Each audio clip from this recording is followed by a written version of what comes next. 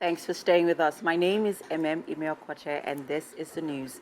The Minister of State for Petroleum has assured that there will be sufficient supply of petrol by the end of the week. The Minister of State Petroleum, Heineken Lokobiri, disclosed this to State House correspondents after a closed-doors meeting with Vice President Kashim Shettima.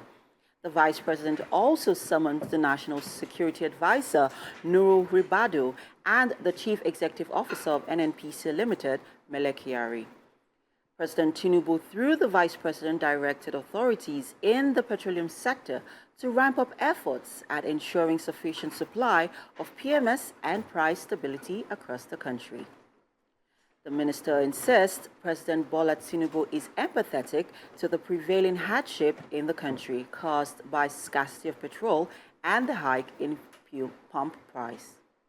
Products are available in the country, and we believe that between now and the weekend there will be availability of products across the length and breadth of the country.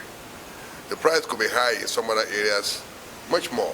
Higher in some other locations, in some locations much more than other areas. But we believe that by the time there is availability of product across the country, the price itself will stabilize. The regulator is ensured that there's increased operating hours from all loading depots.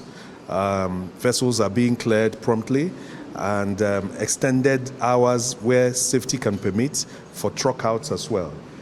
More importantly also is the reinforcement of the support being given to local refiners, because with increased production from them, we indeed, like the minister has said, there will be higher support. Let's turn our attention to China, where President Bola Tinubu has called on global leaders to embrace multilateralism and reject protectionism as essential steps towards achieving lasting peace, security, and stability. President Tinubu addressed a high-level meeting on peace and security at the 2024 Forum on China-Africa Cooperation in his capacity as chairman of ECOWAS Authority of Heads of State and Government. The president noted that the challenges facing today's world can only be addressed through partnerships founded on mutual respect, fairness, and inclusiveness. President Tinubu also restated Nigeria's commitment to promoting peace, good governance, and security across West Africa. True African leader. In every of his outings since he became president of Nigeria, and his also ascension as the chair of ECOWAS, he has consistently taken the message of Africa to the world. The FOCAC is not an exception. The president, although he's president of Nigeria, spoke for the entire Africa. He talked about the kind of vision that the foundation of the relationship between China and Africa has been to not just Nigeria, but to the whole of Africa. He talked about security, he talked about economic prosperity, he talked about investment, and all the areas that China and Africa have been sharing together for both of them to grow, not just as brothers, but also as...